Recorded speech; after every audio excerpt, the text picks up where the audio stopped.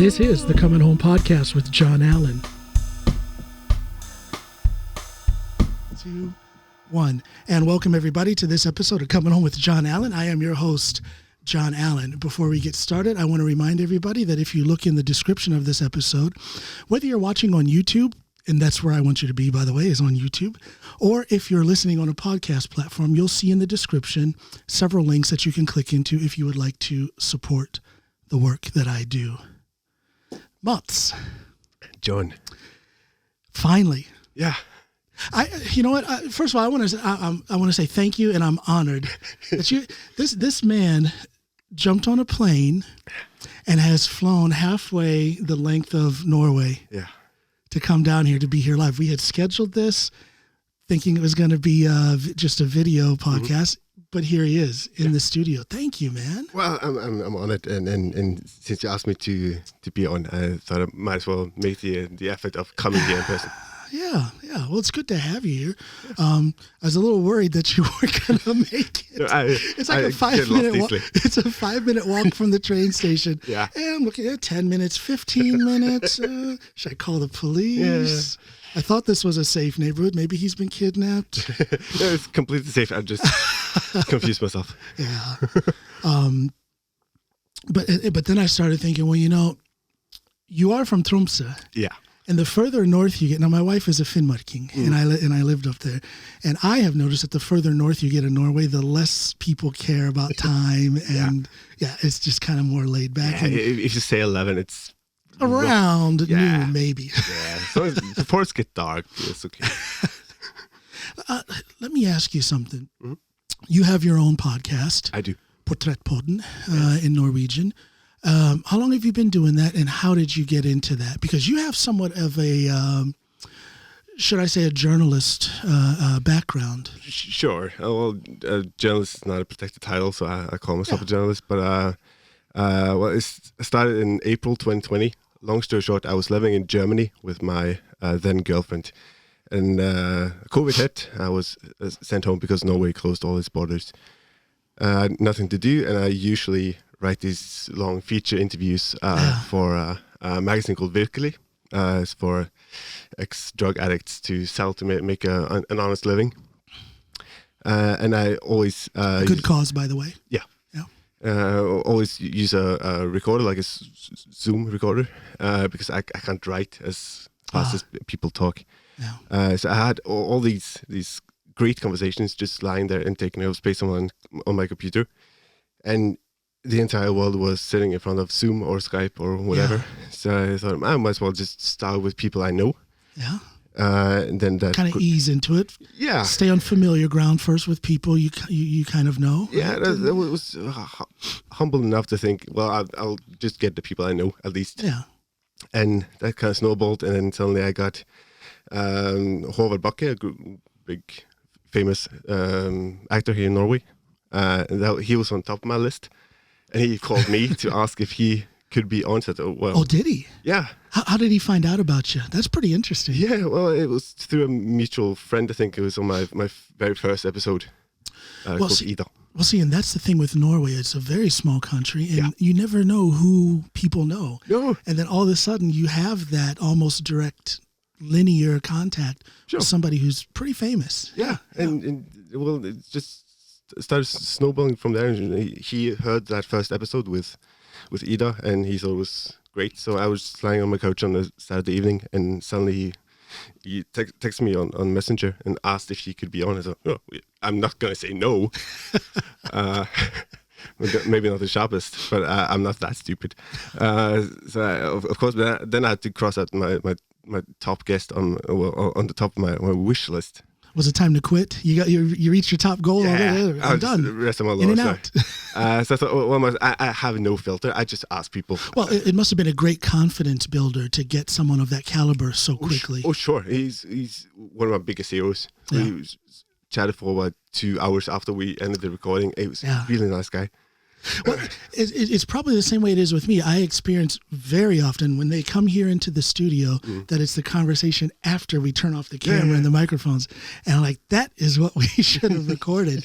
But it is a humbling experience to get that celebrity, that famous person, that person that you think may have been unreachable. Yeah, but sure. because of your podcast platform, they are reachable. Yeah, and like I said, in Norway we're more laid back, and we're not that big on popularity and stuff. So I can in theory ask anyone, and they might say yes. So I got him out. I thought, well, I might as well just ask Stephen Fry. Yeah, he's gonna say no. Yeah. Obviously, he's gonna say no. He's the most busy guy in the entire world. Of course, he's gonna say no. And then he said yes. Yeah. Very cool. And then I freaked out because I had nothing planned. But planning, what is this thing you call planning? Yeah. Push record and talk. Yeah. Well, I mean, of course, you have to have a certain amount. I mean, you have to put your mind in the right place and be prepared, but you don't script your podcast. Well, I just script my intros mostly. Just make sure I get all the facts right. Right. Then after that, I'll just go with the flow and see what happens. Yeah. Same with you, just dear listener and viewer. Also had John Allen on my show last year. Yes, and thank you for that. That was very welcome. Cool. Yeah. I think that was the first, maybe the second podcast appearance I had done where I spoke Norwegian. Mm. All of my other appearances on other podcasts, I always spoke English. But I spoke Norwegian on yours. Yeah. Well, I asked if you're willing to speak Norwegian. You said yes, so I thought myself. Yeah. I seen you on NRK. Yes. And I texted you. That's quite the experience. Getting on a platform like that, NRK and TV2. Yeah. You know, and well, you know, we were talking about Norwegian celebrities, Norwegian famous people. I remember walking in the first time I was on TV2, and I walk in and I see, what's her name? The weather lady, Isabella. Yeah. Can't remember her last name. Martinsen, thank you. I've had a crush on her since 2002. Since I came here to Norway. Yeah. And then all of a sudden, there she is. She walked around the corner, and she looked at me and nodded, and it's like, wow, you know, it's just this surrealistic thing, but it's very humbling. But then it's also it also makes me aware of, like I said earlier, Norway is not that big of a country, and access to people like that is relatively easy. And like you said, you can just ask them, and they say yes or they say no, but most often they say yes. Yeah, and worst that happens is that they say no. The worst is that they say no. Yeah. You said yes, that's why you're here. Yeah. I said yes so loudly, I even took the plane down.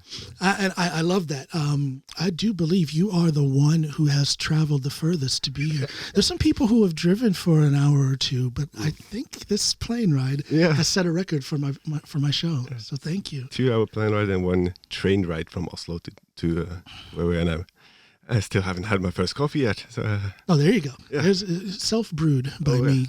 It tastes better than what we get on the airlines anyways. And they want to charge you 50 kroner for a doggone little, it's probably one of those little paper. Oh gosh, $5 for it's crazy. Yeah. This is free. See? You get free coffee here and Coming Home with John Allen. Free tastes good. and I grind the beans myself. A lot of people just go straight to the filter coffee, but I like to grind the beans and then throw it through the filter. Makes for a better coffee. Yeah, I can taste it a lot. Let me ask you something about Stephen Fry. How did you find his contact information? How did you ask him, in other words? Well, basically, I just Googled him. It was Stephen Fry in contact, and then got all these sort of fake Google pages where if you pay $500, you can get it. Yeah. So I skipped those, and then through some wise decision. Yeah, I'm not that rich. So through some back doors and friends of friends, I got to know that his personal assistant was a friend of someone I knew once. So I asked her, and then just told him I'm a huge fan, and he's helped me through a lot of trauma, which we'll get to. Get into that. Yeah. And I would be honored if he could have 10 minutes or something. Yeah. Not expecting him to say no. And then 3 weeks later, I think, I suddenly got a video on my Dropbox from Stephen Fry. He had recorded an entire video for me, 25 minutes, just answering my questions so that this is what he said, so that you can edit in, so it looks like we're talking together. So he went to a lot of trouble just How to make sure. How generous of him to take the time to do that. He didn't have to. I didn't ask him. Wow. Yeah. I love that See, guy. now that's the beauty of humanity there. There's this thing, at least in the U.S., where it's popular to hate on celebrities. Yeah. And yes, some of them are assholes. Some of them are very selfish. Oh. But some of them are also quite beautiful and giving of their time and their money. Yeah. Um, Some of the most joyous interviews I've had has been with Americans. So Really? Yeah. Hey, USA. No, I think Americans, one of the cultural differences I've noticed, and I comment on this a lot, and I'm not trying to say anything bad about Norwegians, but one thing that I do miss is that American openness, that American friendliness. We are pretty much ready to talk with anybody, give a smile and have a conversation with anybody. Yeah. Whereas at times Norwegians are. However, I have to say, the further north you go, the more laid back and relaxed people are. You know? From what I found. Of course, you've got your pockets of foolishness up in certain places up north. Yeah, not going to mention names, but yeah.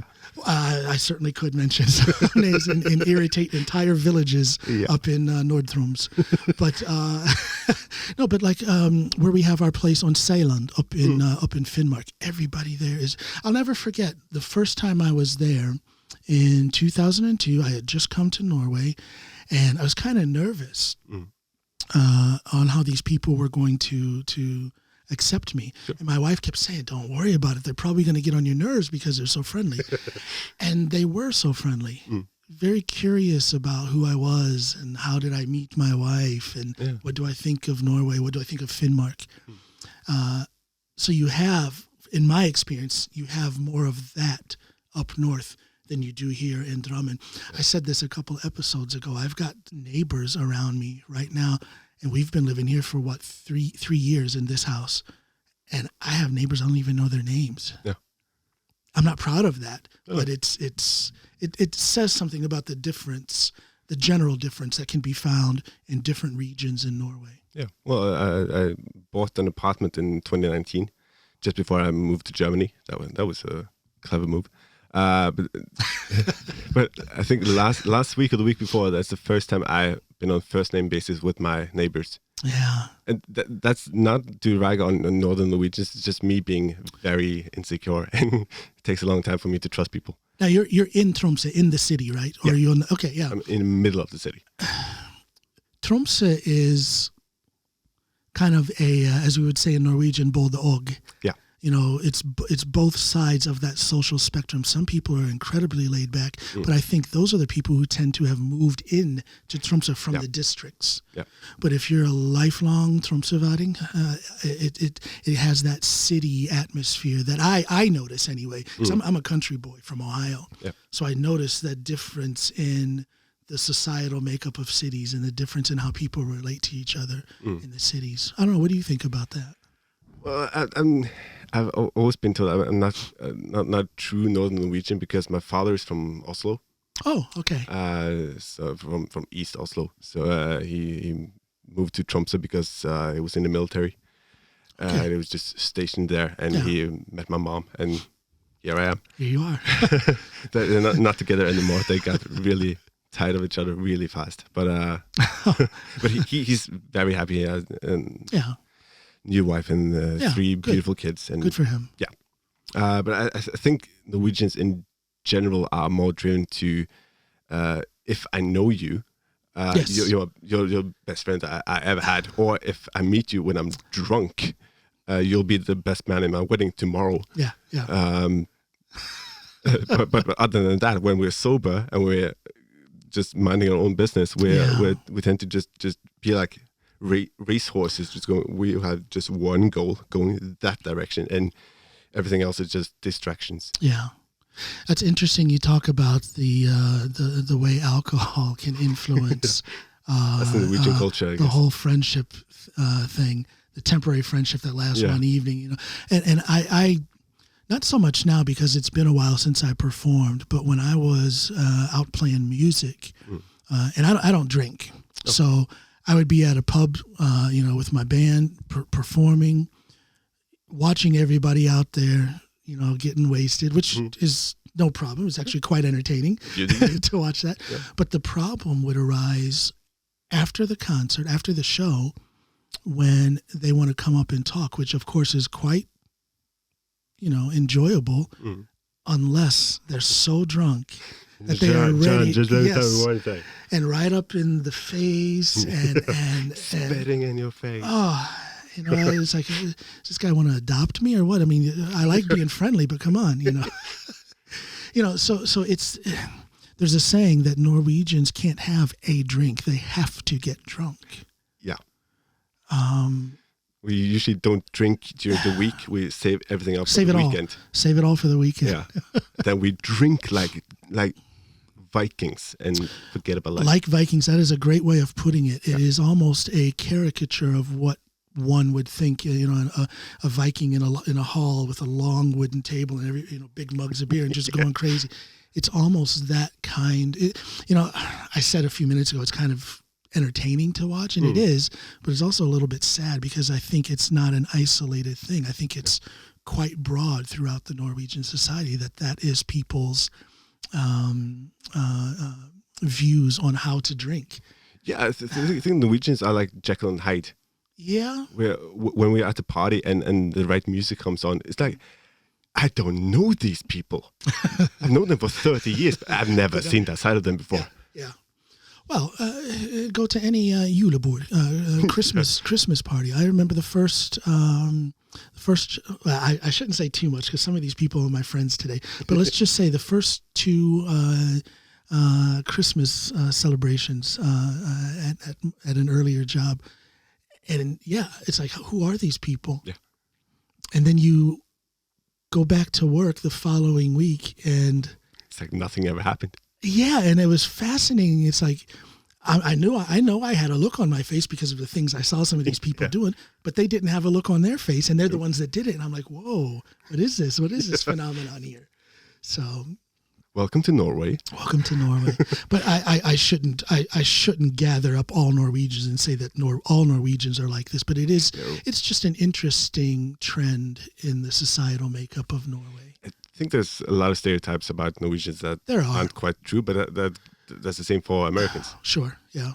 Well, people say Americans, that openness, that friendliness that I talk about, it's false. It's fake. They're not that, they don't really care. But we do, or I do. If I ask you how you're doing, I'm, come on, give me an answer. Yeah. Tell me how you're doing, Yeah.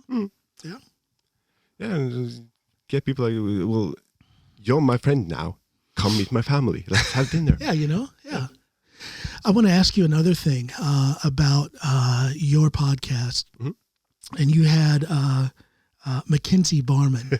Okay, Mackenzie Barman. It's Mackenzie Barman, Barmon.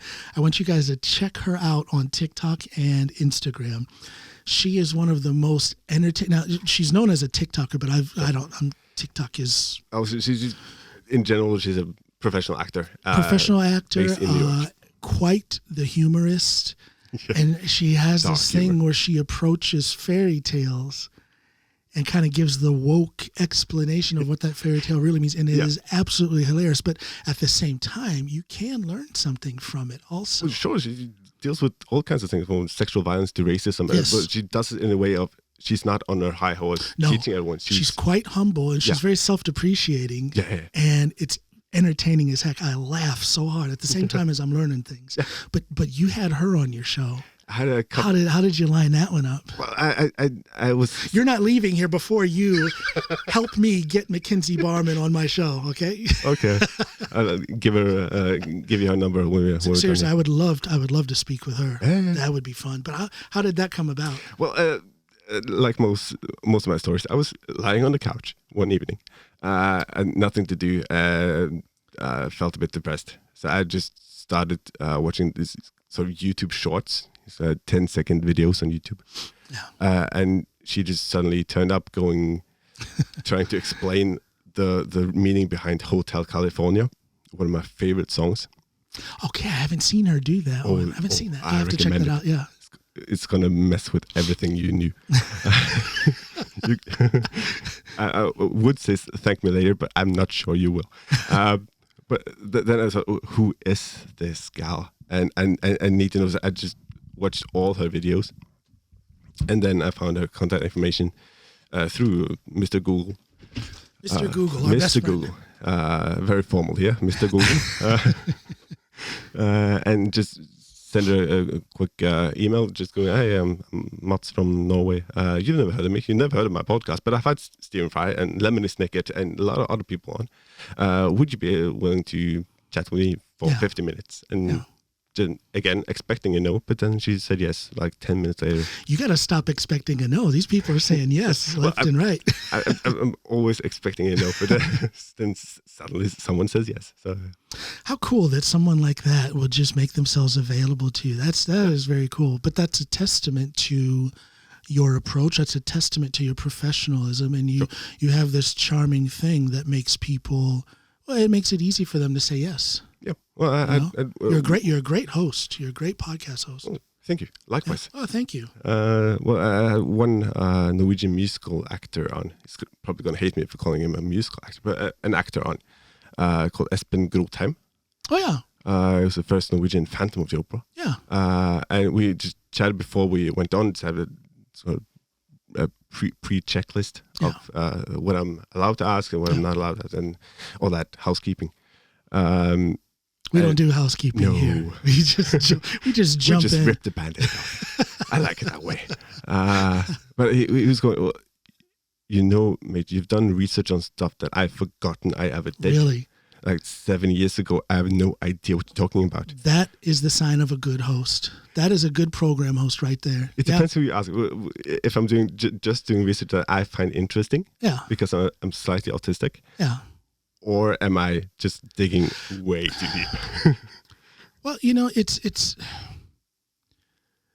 I can't speak to the slight autism thing, but I think these kind of things, running a program like this, I think it's easier when it's an independent program. We don't have producers or a network to answer to, and we're independent, and our curiosity drives the whole thing. Yeah. We invite people on, not because some producer told us to, but we invite people on because we have a true interest in their lives. We feel maybe that we can learn something from them, right? Yeah. And I think that makes all the difference in the world. I think you can tell, or I can tell, an overproduced podcast with a bunch of producers and maybe a network who's owning it or taking a cut out of it. I can tell the difference between that and an independent podcast that's driven by someone who has a genuine curiosity for people or for certain subjects. Yeah, there's a big difference. Yeah, I like to listen to one podcast with, I won't mention his name, but an American professional wrestler. Cool guy. Yeah. But he always, every single episode, seamlessly transitions into the sponsor for the week. Okay. I think he's telling me something vitally important that I need to know, and then it's just an ad for Squarespace. So stop wasting my time, dude. Let me give my opinion. Let's talk a little bit about that whole thing with sponsorship.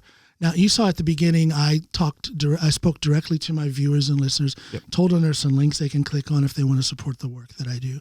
And I have no problem doing that. That's a genuine connection that it's almost like a Patreon, but I'm not doing Patreon because I don't, that's a whole nother subject about why I don't do the Patreon thing. But I want it to be a very organic and genuine connection with my viewers and my listeners.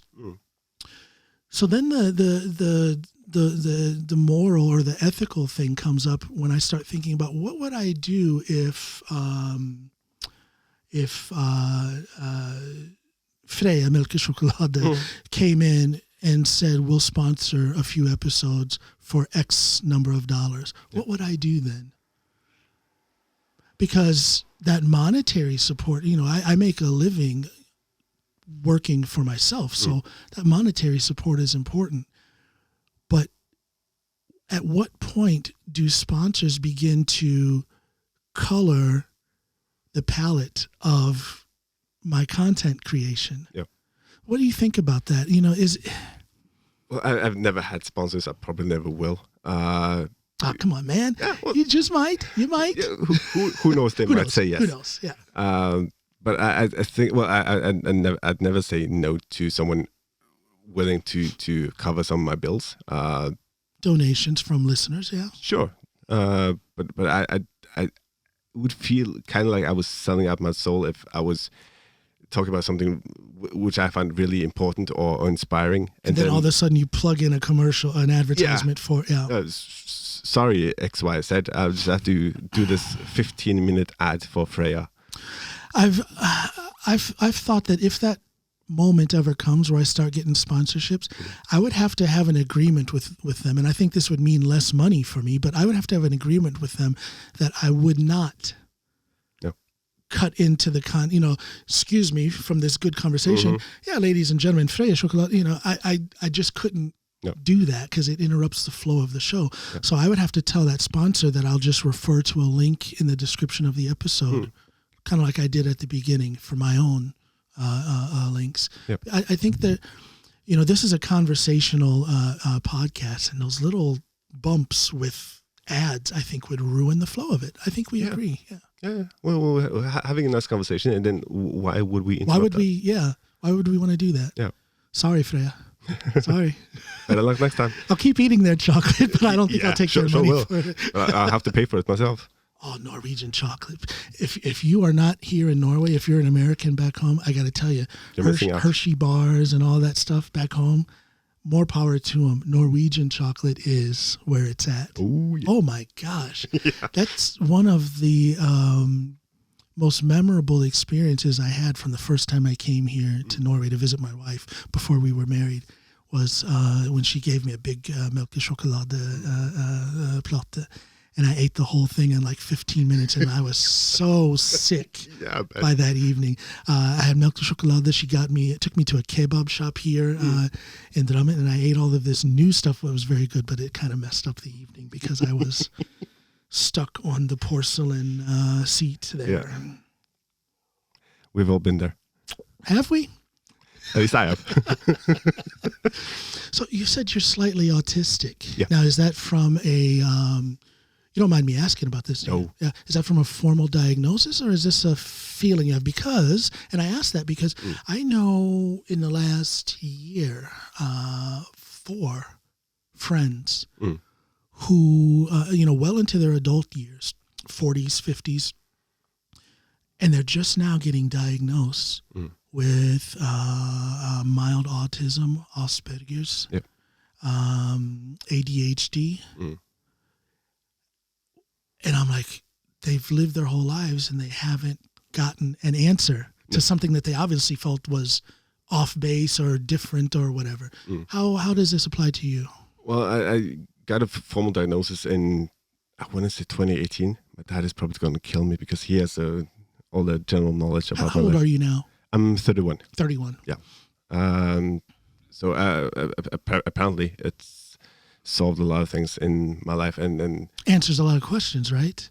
Yeah, at least for my parents. I can't remember all the stuff they tend to bring up. Okay. The examples of how everything now makes sense. But it sort of really gave me a new lease on life. In fact, that I can't physically do a lot of work. I used to be an actor. I like to say I used to be an actor in a different life.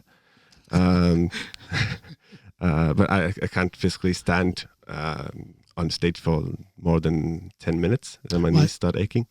Oh, okay. I had this is a side note, but I was in a play in 2011. I was the only guy in a company of 5 or 6 girls, and just before the interval, we were dancing to Bonnie Tyler, as you do. I was supposed to do this really cool power slide across the stage, pyro and blackout, and then intermission. Yeah. That really didn't work because we were playing it in a cafe in Tromsø, and it had these sort of mats on the floor, so you're not supposed to trip or slide. I didn't know that, and we didn't have any time to rehearse because I can just picture it in my head. Yes, I'm going full force, full pelt across the carpet, stopping instantaneously, of course, tripping over myself, going with one knee after the other on the concrete, and just schmack. Oh boy. So Ouch. yeah, so I broke my knee. Oh God. It's better now. It's not fully healed, but it's better now. Yeah. So after that, I just really couldn't do much, and I started getting depressed, and I started hanging out with other theater people just to be around them through osmosis. Well, I can understand the depression. People who gravitate towards art, whether it's acting, music, podcasting, whatever it is, if that's all of a sudden taken away, that's a big part of your life, a big part of your identity. Sure. A big part of what connects you to being you. Am I right? And all of a sudden it was gone. Yeah, and acting was sort of the only thing where I felt I really had something to give. It was something I could master because finally I could be someone else, and I knew what I was going to say. I had a script. I didn't need to think about what the other person was going to answer. Yeah. Now it makes sense. The pieces fall into place. So then in fast forward to 2018, just to answer your question, my dad... You're better than me if you remember my question. So. I usually don't remember my own questions or my own name sometimes. So, today's a good day, I suppose. My dad proposed that we just do this test just to have that eliminated because... so there was a suspicion that something... There was a slight suspicion, and NAV here in Norway was trying to get me into work and trying to put me off benefits and naturally. For those back home in the States or other places, NAV, N-A-V, is the social support structure here in Norway. Yeah.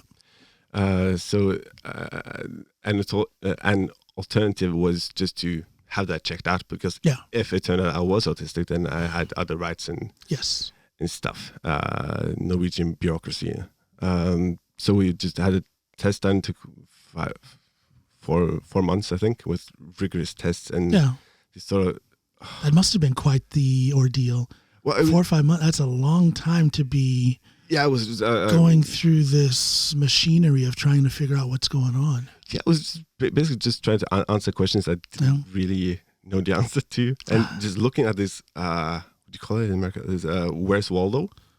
Where's Waldo? Yeah. Just looking at that, just the autism edition. Just going, why is Frida sad today? I don't even know. I don't know her. Ask Frida. Yeah. I'm not gonna answer for her. She's a strong, independent woman. I don't know. I don't know. And the doctor was just looking at me going, okay. Okay. Yeah. That makes sense. So, yeah. So this is in 2018. So you were 28 years old. Yeah. Now, I mentioned people who are in their 40s and 50s who are just finding out about these things. 27, 20, that's still rather far along in life. Yeah. Before you kind of get a handle on this certain aspect of your identity. Yeah. And why things are the way they are. Tell me about how you felt when the diagnosis finally landed and you knew that that's what was going on. Was that a relief? Was it scary? Was it an explanation of some sort? Bit of all three, I guess, because I got a formal letter on the 1st of April. Yeah. Oh. That's not nice. That's not nice at all. No. They couldn't have waited a day. That's just give mean. It to you on the second. That's just mean. Yeah.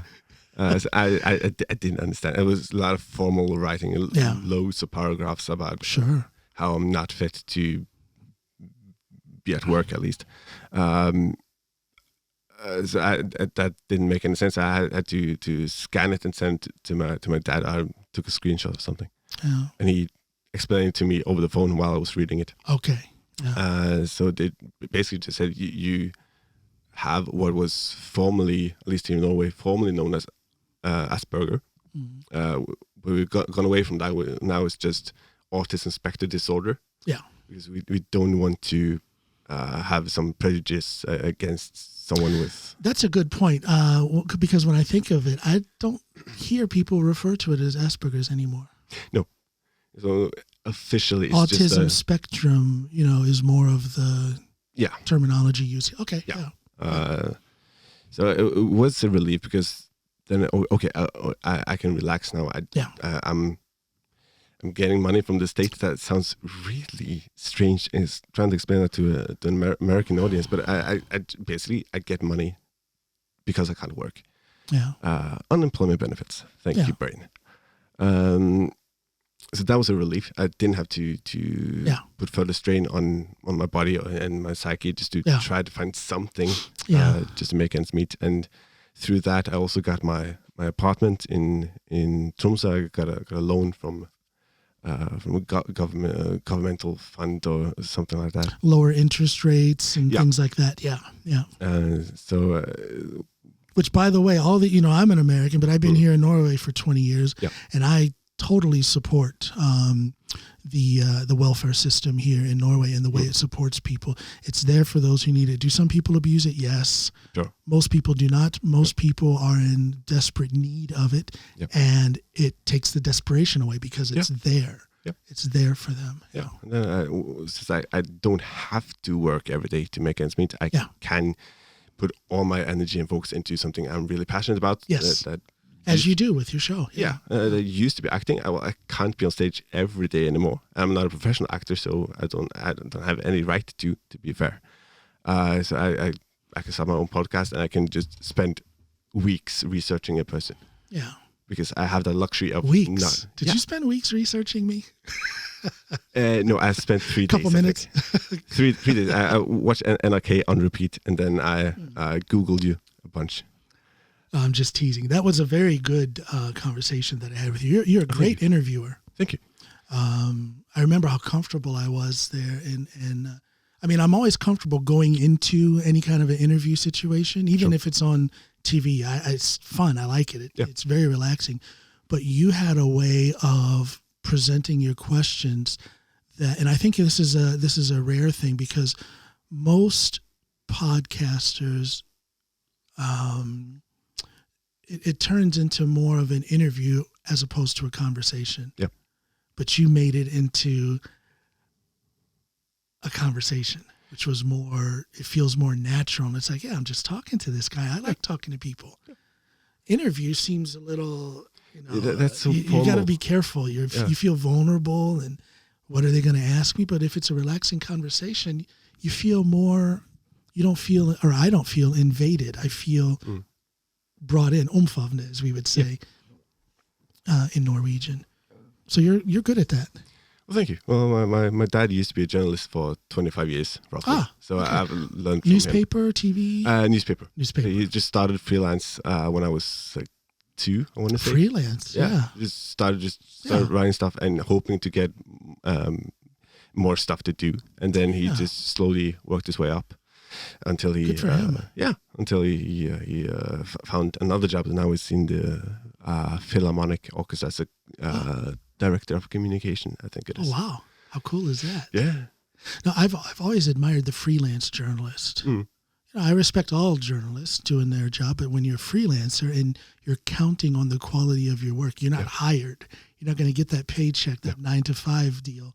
You're counting on the quality of your work to support yourself. There's something ballsy about that. There's some guts involved. Yeah, and also say to all my guests before we hit the big red button, is that, I'm not here to waste your time. I know that you're busy. And I'm taking 1 hour of your workday.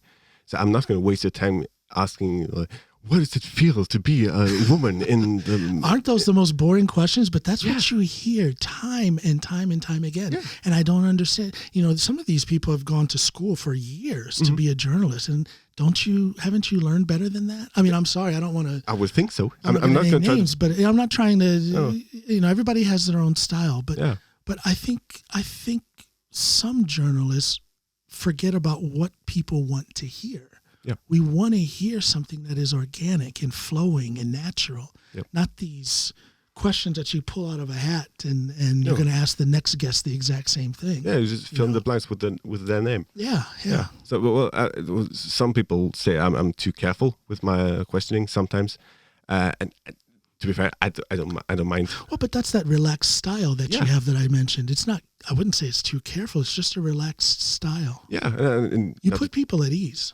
Well, thank you. Well, and not to toot my own horn, but I think if I'm going to talk to you, who at that point I've never met you, I've never heard of you, we'd never talked before, and then I'm going to spend 20-30 minutes talking about the recent killing of George Floyd, Yeah. I'm not going to go, okay, as a former cop in Chicago, what do you think? Yeah. I'm going to ease into it, and I'm going to have a conversation rather than just piercing you. Exactly. And then you remove that confrontational thing that very often comes from in those kind of discussions. Yep. It just softens the whole thing. It rounds it off, and it makes it more natural. It's not a journalist speaking to a subject. Yep. It's two guys talking. Yeah. You know? Yeah. And it's just, to me, that's much more pleasant to hear as a listener or as a viewer. It's more pleasant to watch those kind of conversations as opposed to these kinds of interviews. It's two totally different worlds. Yeah, so many people already doing those kinds of interviews, so I don't need to add to that. I can just do my own thing. Yeah, there's enough people doing that. That's for sure. And I got Stephen Fry before Fredrik Skavlan, so apparently it works. Skavlan is that dude is so popular. His show, his lawyers are gonna hate me now. I'm sorry. Huh? His lawyers are gonna hate me now. I'm sorry. Nobody's watching though. Nobody's watching this. So no, his brand has just exploded. He went from being just a Norwegian guy doing his thing to this Norwegian guy who was spread out through Scandinavia, to this Norwegian guy who is known all over Europe, to this Norwegian guy who is now getting a foothold in the States because of the guests that he's bringing in. It's just, good for him. Yeah. I mean, he's part of that machinery that I kind of try to distance myself from, but I got to respect that guy's branding. I mean, people know who he is. And he does work for it. He does work for it, yeah. You came here, or I invited you on because I heard about a story that you have to tell. Mm-hmm. And I facilitate storytelling on this program. I want people to come on and tell their story in the hopes that it will, I know that the story of the people that people tell when they come on my show, I know it's going to help me because I invite people on because I know they can inspire me, motivate me, teach me something. But I also hope that it can bleed off into the viewers and listeners, that they can also learn something. Yep. I think that your story is going to help a lot of people. That's what I'm hoping. You're going to tell a story. You're going to get into it a little bit here. I'm going to ask you about it. I am asking you about it. But you're also going to tell this story through a documentary that you have produced. Yeah. So you've gone from former actor to documentary producer. Apparently, yeah. Apparently, somebody said that's what's happening. Yeah. No. Tell me about. Start wherever you want to start. You're digging back into your past, and you're bringing it forward to the present, and it's being dealt with. Is that a good way to lead into what this is about? Yeah. Covers most bases. Well, we have to go back to 2011. Roughly at the same time, I in Germany, I got depressed and hung around other actors just to have fun. Yeah. So that's me. Just turned 20. Naive as all hell, and thinking as all 20-year-olds are. Yeah, thinking I'm owed something, which I wasn't. And I got back in touch with this guy I'd known since I was a kid. And you'll understand very shortly why I'm hesitating to go any further with that. But he was running an organization, a volunteer organization in Tromsø, and he wanted me to take on his duties as he was leaving to do other projects. Yeah. And under the pretense of going to his place, having a glass of wine, just having two mates having fun, just talking through the program and the policies that we were trying to get our local politicians to listen to. I was invited to his place, and I didn't see anything wrong with that. Yeah. And I didn't suspect anything because we were just two mates just having fun and catching up. Yeah. And then been there for maybe 20 minutes, I want to say. Not long at all. And then he, instead of turning on the local news, he turned on gay porn. Yeah. And that didn't Quite make the shock, sense. I would assume. Yeah. I can't imagine hardly any situation where that would have been appropriate. No. And even if he had been honest and said, well, let's just go back to my place and watch porn, I still would have said no. Well, the thing is there would be a question presented first to where you have a choice. Yeah. Like, do you want to watch gay porn? Yeah. But he didn't give you that opportunity. He just... No. So I noticed something was not quite right, let's say. So I wanted to go home, and I just told him, well, we'll talk about tomorrow. We'll pretend nothing happened today, and we'll just carry on as normal. How did he take that when you said it that way? He was offended. Was he really? Well, yeah. Offended because you weren't into it? Yeah. Because he thought, well... It's rather bold of him. Yeah. And yeah, so I was, well, I'm just gonna go home. It's a nice offer, but it's really not my cup of tea. Must preface this, well, I'm bisexual, but I wasn't interested in him. In him, yeah. And I wasn't interested in that. And again, in any situation where, you're kind of trying to romance someone or flirt with them, at some point a question should be asked rather than just throwing something like that in front of their face. Yeah. I can't imagine hardly any situation where that's the appropriate way to do it. I just no. And even if you want to hit on someone, don't start off watching porn. Well, yeah, that's my point. There's a script that should be somewhat followed. Yeah. There's a certain amount of decorum that says that you don't just, here's porn, let's watch it. Yeah. Yeah. Yeah. So, yeah. Well, then he told me to stay. No, I'm sorry. It just came out the wrong way. Well. Okay. Yeah. Trying to backpedal. Yeah. I was like, oh, okay, fine. I'll stay for another hour. Then I have to go home to my mom. She's expecting me. I was still living with my parents at the time. Yeah. But he started touching me and kissing me. Oh, okay. So after you told him, that this wasn't for you, you're not into him. This isn't gonna happen. He's still. Wow. Yeah. He put his arm around me. I was like, okay. Oh, fine. But then his hand started wandering south, let's say. And he started kissing me on my neck and biting my ear, and and I found that really inappropriate. And yes, well, we're friends, but we're not that kind of friends, right? And you thought that was clear. Yeah, yeah. Well, we hadn't seen each other for 5-6 years or something. Yeah. And the first thing you're gonna do is gonna hit on me. Is that's no good. And by the way, I have a boyfriend at the time. I had a boyfriend. And he knew that. He knew that. Yeah. And we were more or less mutual friends. Because I was thinking, and not to excuse his behavior, but I'm trying to think of how he was justifying his actions in his own mind. Could he have misinterpreted, you said you hadn't seen him in a while. Yeah. Could he have misinterpreted your, I don't know whose idea it was to meet up or whatever, but could he have misinterpreted something? Oh, sure. I'm sure he did. And I'm sure I sent him some signals. Oh, maybe I was just being extra friendly because I hadn't seen him in a while. And he... Yeah, I'm not saying you did anything to mislead him. I'm saying in his own mind, maybe there was...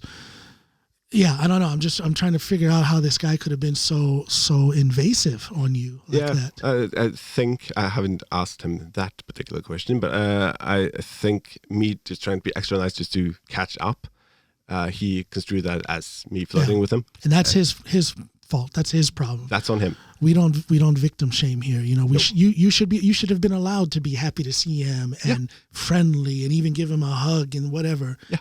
Without him trying to interpret it into something else. Yeah. Yeah. And like I said, he knew I had a boyfriend. He knew I was taken. Yeah.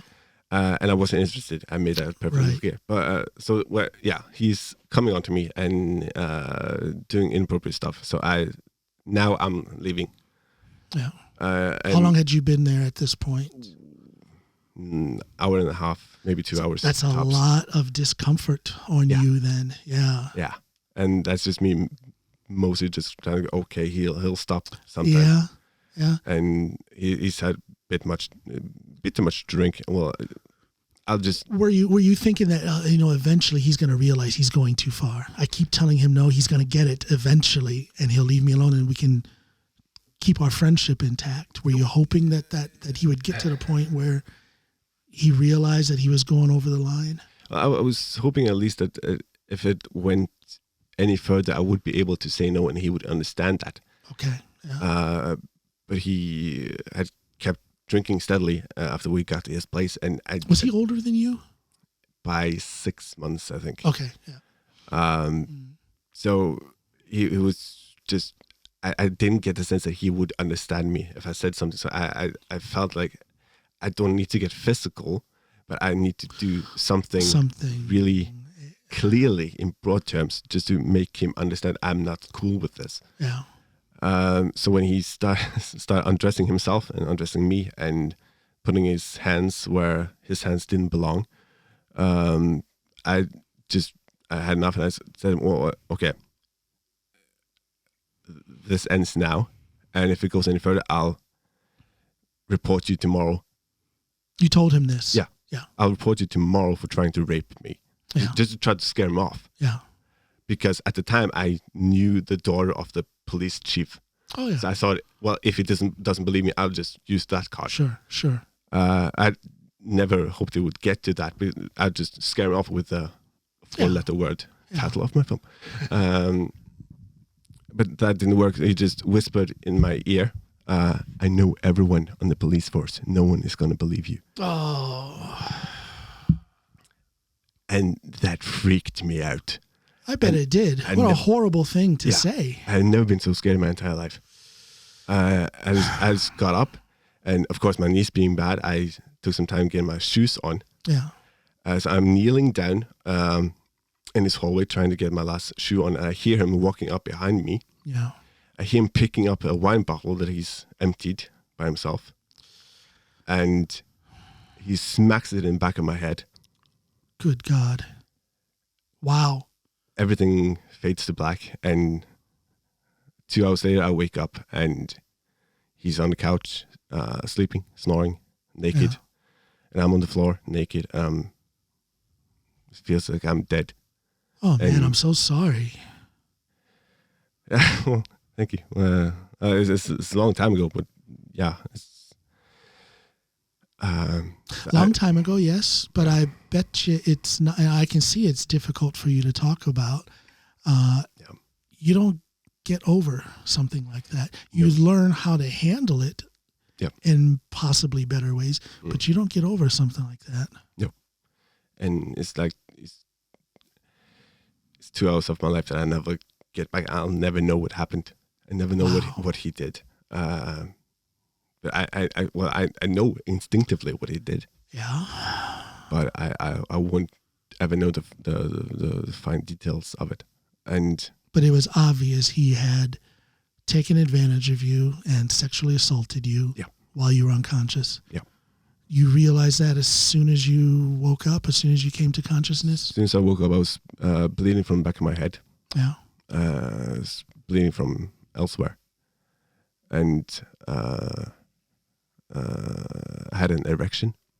It's just really embarrassing to talk about, but long story short, if a man gets raped, if he gets sexually stimulated in any sort of way, he gets an erection. Yeah. Involuntary or not. It's a natural reaction, has nothing to do with desire, mental state. It's a physiological reaction. Yeah. So I just woke up and I thought I was dead. Wow. And I thought I was just having sort of out of body experience, or just reliving the last thing I could remember before I died. Yeah. That's what I kept telling myself. And I tried to stand up and I couldn't move. And I was just screaming inside my head, but I nothing would come out. Couldn't move. Now, is this because of the mental and emotional shock, or is this because of the injury from being hit over the head? I think it was mostly just a shock. Okay. But also, let's be fair, I had a major concussion. Absolutely. It's not like it is in Hollywood where you see somebody break a bottle over somebody's head and the person just kind of shakes it off. No. I've seen that in my work in the past, people who have been hit over the head with bottles. It's bad. It's pretty ugly. Yeah. Real wine bottles are not made from sugar glass. No, they are not. And then they're not meant to break. No. But they do. So I just tried to get up, and my clothes were all over the place. Yeah. And just got most of it. My T-shirt was torn to shreds.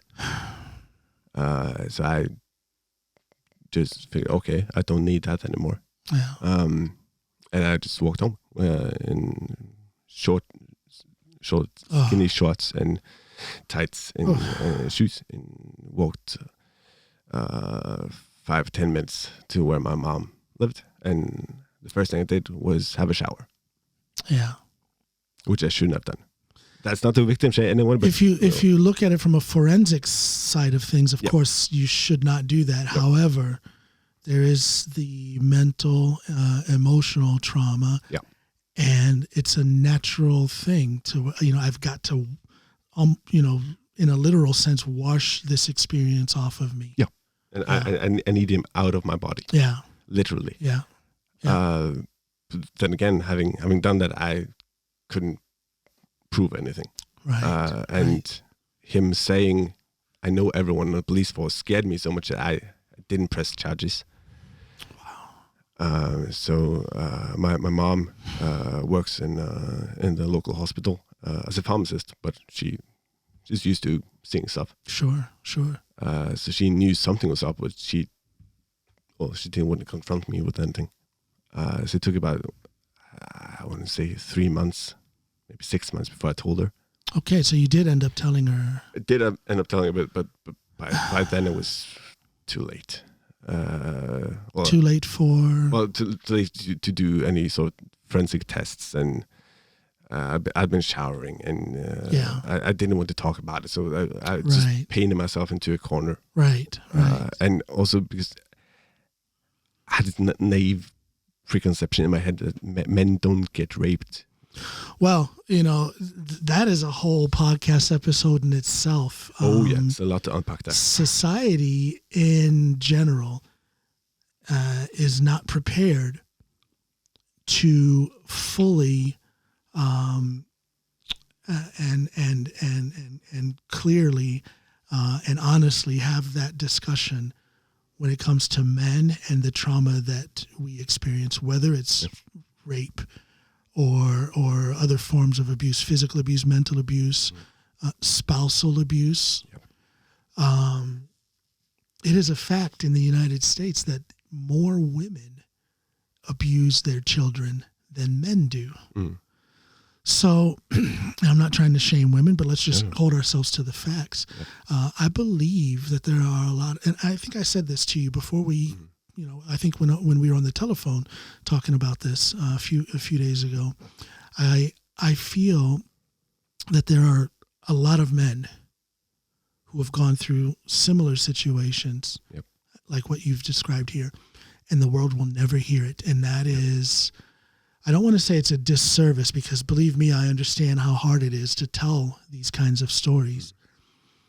But let's all just agree that these kind of stories are out there. Oh, yeah. Let's all agree that the more of these stories that can be told, the more men who will be helped. Yep. You're helping someone. We're not even finished, but you've helped who knows how many men. Hopefully. Who are watching and listening. I think so. You're gonna give courage to somebody out there who has been through something similar, and they need to talk about it. Yep. Because I'm gonna assume, you tell me if I'm wrong, talking about this and putting your story out there, telling the story right now, making that documentary has done something with your healing process. Am I right? Oh, sure. I've regained my power, my autonomy. I get chills when you say that, because that is exactly what it is. You find a new freedom, do you not? Yeah. Yeah. And empowerment, strengthening. Yeah, I'll get more into the details of the film, but in the film, in the entire film, I wear the same clothes I wore that evening. Did you? Yeah. Just to give a big middle finger to him. Just go, huh. So you held on to those clothes all these years. Yeah. I can't for the life of me say why, but I did. And when I knew I was going to shoot this film, I found them in the back of my closet going, wow. If I'm ever going to wear them again, it has to be now. When did you decide to do this documentary?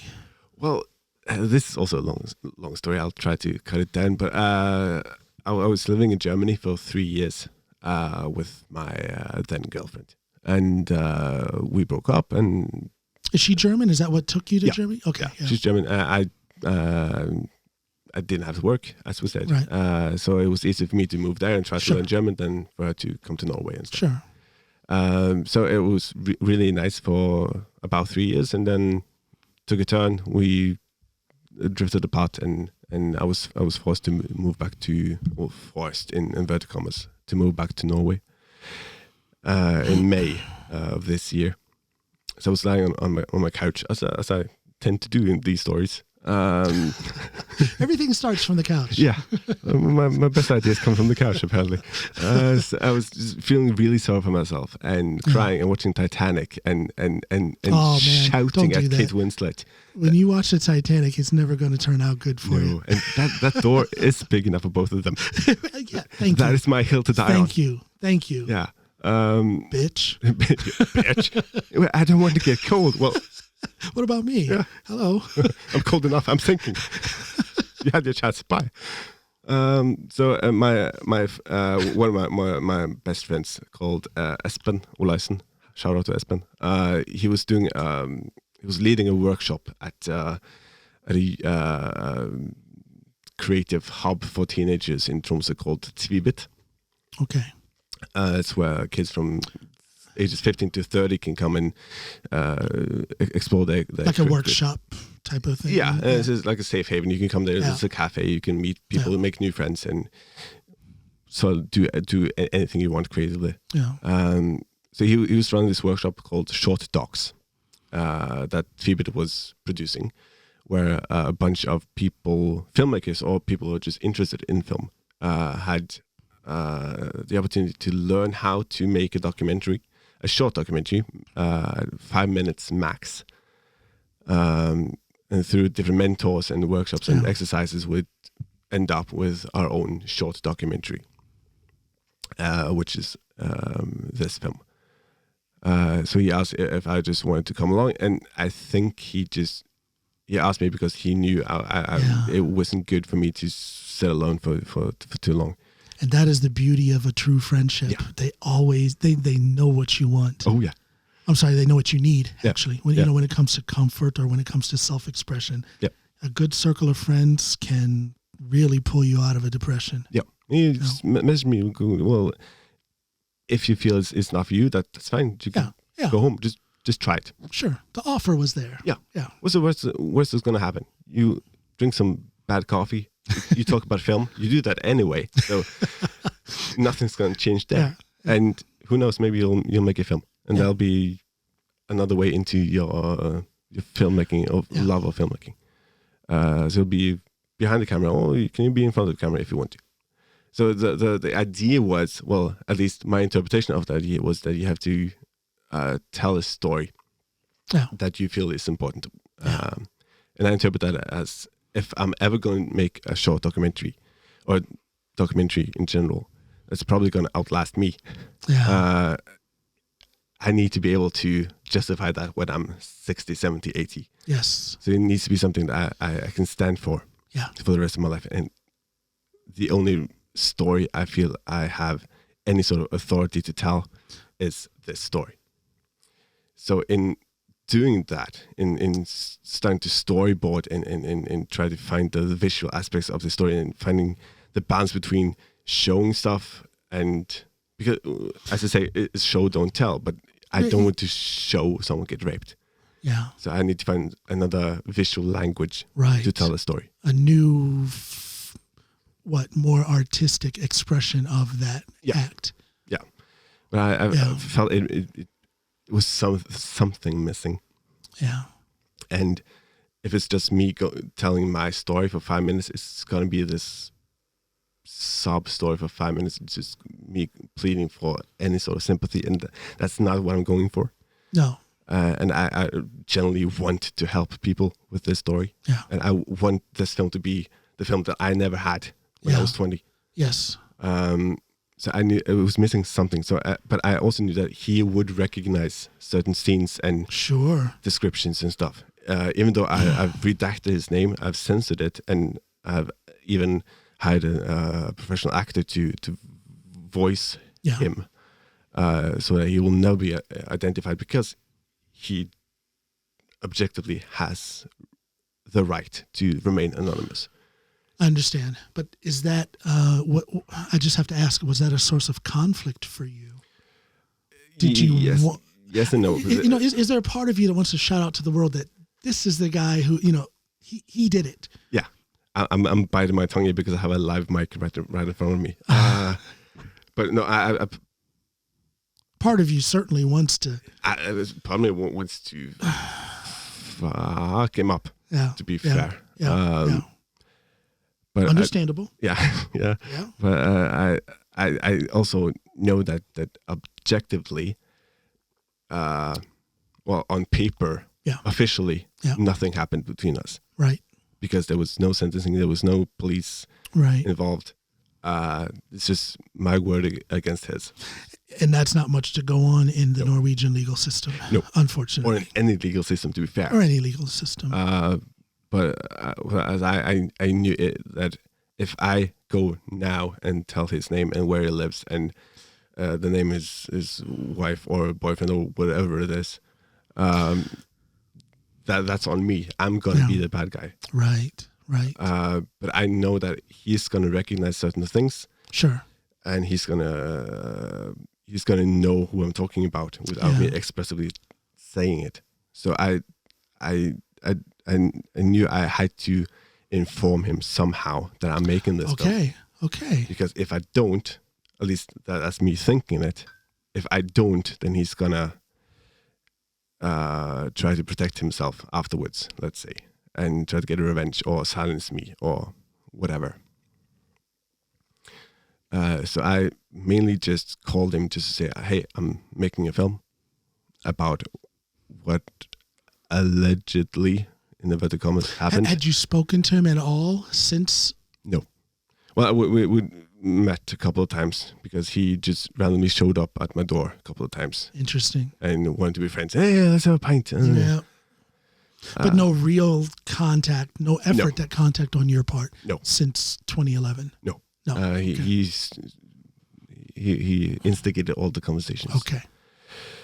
So I just called him going, hey, you don't want to talk to me? I really don't want to talk to you either. But I'm making a film. No one's going to know your name. No one's going to see your face. Hell, no one's going to hear your voice. But I just need you to know I'm making this film regardless of what you say. Mm-hmm. I just need you to know that I'm doing it. Yeah. So you can't come afterwards and say you weren't informed. Right. Or that I'm slandering you. Or that I'm making you do something you're not. Right. So I'm doing it. And I don't need your blessing. I'm not asking for it. I'm just telling you I'm doing it. Putting it that way. Yeah. I'm just telling you I'm doing this film, whether you like it or not. Now you have the opportunity, if you have anything you want to say to me, you're able to say it now. Yeah. But this is your last chance, mate. If you have anything to say to me afterwards, after I hang up now, I'm never going to talk to you again. I don't care. I need you out of my life. Yeah. But if you want, just call me a F word or whatever you want to say, just to get that out of your system. Fine, do it. Yeah. Do it now. So we ended up talking for like 45, 50 minutes on the phone. Wow. Yeah. Okay. Weirdly. That's interesting. Yeah. It was just, as always, he was just trying to be a friend. Okay. And he was offended that, I haven't talked to you for several years. And now you just call me up out of the blue. What the fuck do you want from me? And it's like, yeah, that's exactly what I did. Yes. Yes. Good boy. You understood it. I'm sorry, I'm fidgeting here. I'm trying to, there's some feedback coming through my mic. Yeah. out. Okay. Oh, well. There we go. I'll do some ASMR. Can you take this and just loop it over the table? I think it's touching something that's making it feedback. Maybe I'm there we touching go. something. No, now we're good. Okay, good. I'm sorry. No. I had to do that. It just kept buzzing on my headphones here. No, we... Well, good on you for telling him that, you don't need his freaking permission. No. However, you're also being an ethically sound filmmaker by contacting him and letting him know that this is coming. Yeah. And good for you. Good for you. Anyone mentioned or their likenesses, they have the right to be informed. Yeah. Objectively, they have the right to be informed. So the film is going to be made anyway, and no one's going to stop it from being screened on the 14th of October in Tromsø. 14th of October in Tromsø. Oh, yeah. And there's information about it on your Facebook page for That's both right. your private Facebook and for your podcast Facebook page. That's right. I'm going to link to it in the description of this episode, everybody, so you can find that. Mm-hmm. So he's not going to stop it from being screened. Yeah. And so Good for you. Yeah. So you might as well tell me what the fuck is wrong with me now. Yeah. And forever hold this peace. Yeah. Or he could just... So did he get harsh with you then? Did he try to talk you out of this? He tried to intimidate me from doing anything. Threaten with lawyers? Threaten with violence? Lawyers, police, and he's going to sue me. And he knows that my big sister studied to be a lawyer. Studied law at least. He knows who my dad is because let's face it, Tromsø is a small town. Everyone knows who my dad is. Yeah. Well, it didn't work as a threat, but yeah. So he was okay. I know where your brothers and sisters go to school, but just to try to just be a stereotypically movie villain. He was being who he was. Yeah, right. He hadn't changed. So he was just, okay. Well, you know what, you F word. I didn't rape you.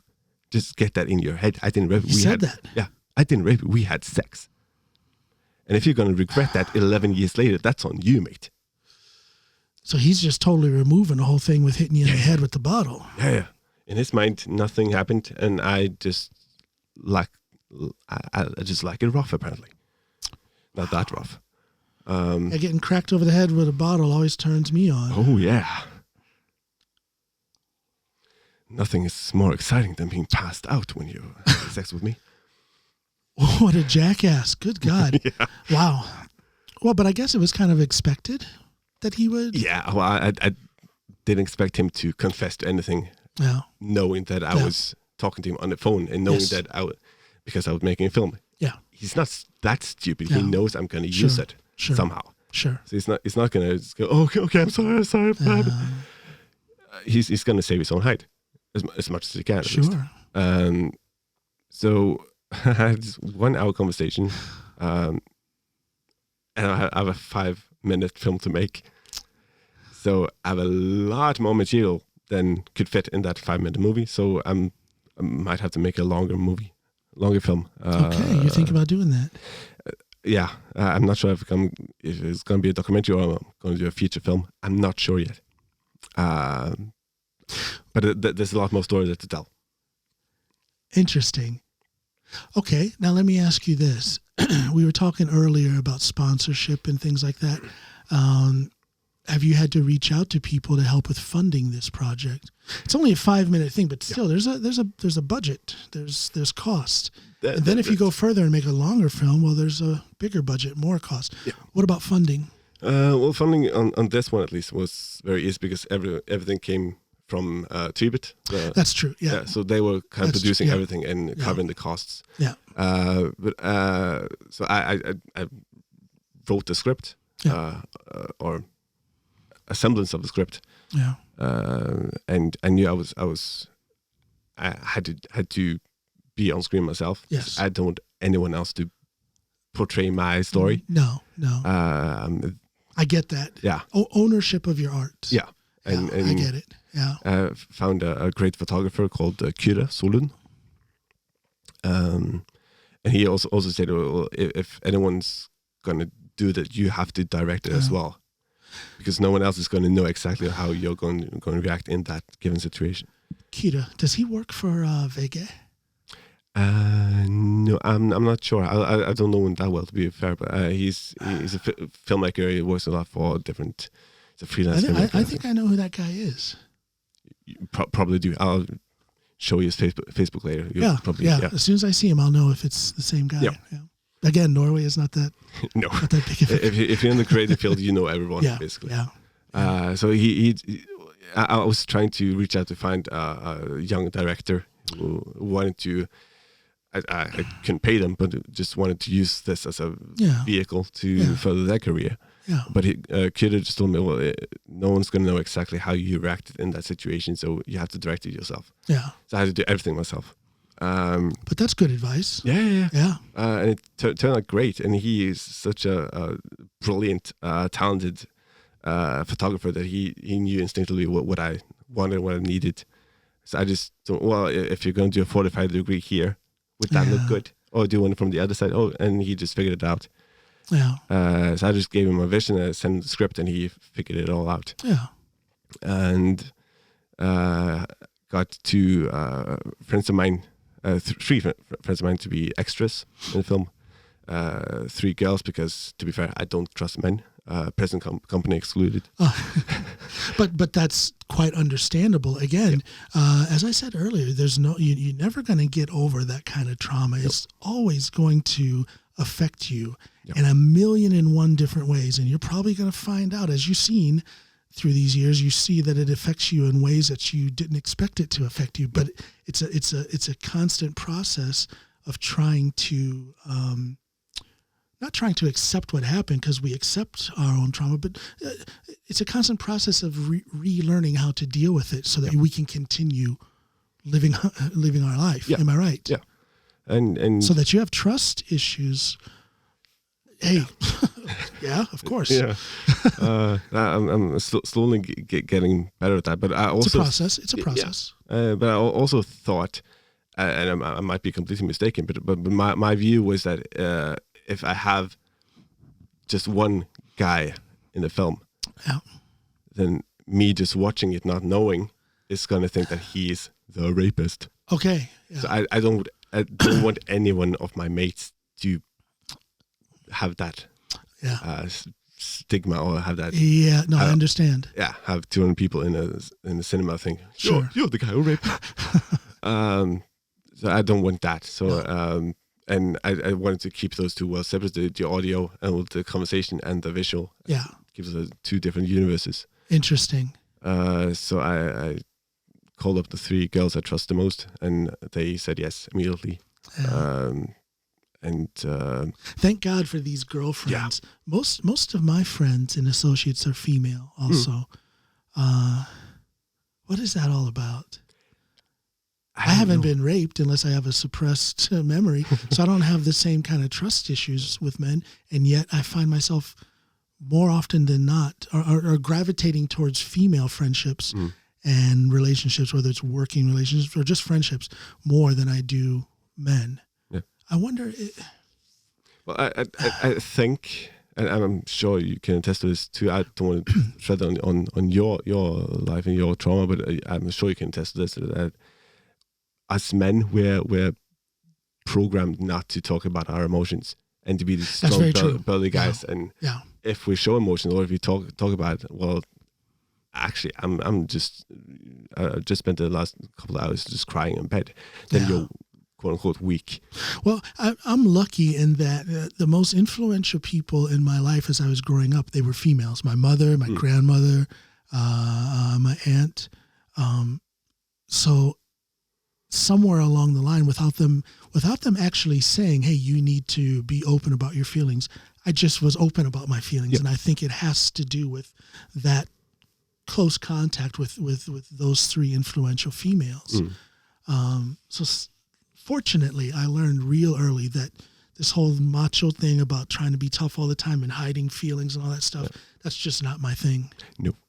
It really doesn't help. It just makes things worse. The whole reason why I do this podcast, I don't know if you knew that, is because I lost my son to a heroin overdose. And I put it out there and I speak openly about that. And it has done wonders for my handling of his death. Yeah, I bet.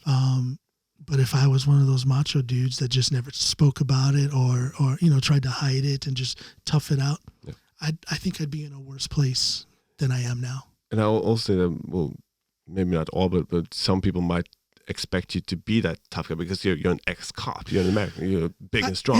Yeah, I have to admit, people are a little surprised that I am the way I am when it comes to emotions and sharing the feelings of stuff, because when they look at me, I fit a stereotype. Yeah.